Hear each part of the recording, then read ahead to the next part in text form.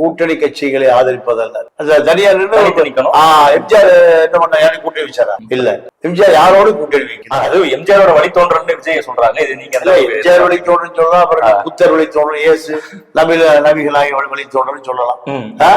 பொண்டாட்டி வேட்டி விட்டுட்டு பல பெண்களோட இருக்கிறவர் தான் இப்போ எம்ஜிஆர் வழித்தோன்றல்.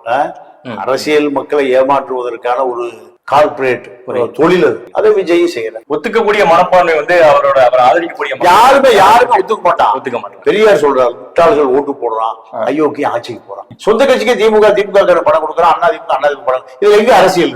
சொந்த கட்சிக்கு திமுக காரனுக்கு அண்ணாதிமுக கொடுக்காது, அண்ணாதிமுக திமுக இப்ப எல்லாத்தையும் குணம் கொடுத்தது, அது வேற விஷயம். ஆனால் இதுதான் அரசியல். மக்களை ஏமாற்றுவது, அதிகாரத்துக்கு வருவது, கொள்ளையடிப்பது, இதுதான் அரசியலை தவிர மக்களுக்கான அரசியல் காங்கிரஸ்காரனோட போச்சு. காங்கிரஸ்காரனோட காமராஜோட போச்சு, கக்கனோட போச்சு, பக்தவச்சலத்தோட போச்சு, ஓமந்தூராரோட போச்சு. இப்பெல்லாம் அரசியலே இல்லை. மக்களை ஏமாற்றுவதற்கு பணம் கொடுத்து ஓட்ட காசு கொடுத்து வாங்கிட்டு இது யார் பண்ணுவா? கார்பரேட் பண்ணுவான். கார்பரேட் அரசியல் தான் இப்போ திமுக, அதிமுக, விஜய்.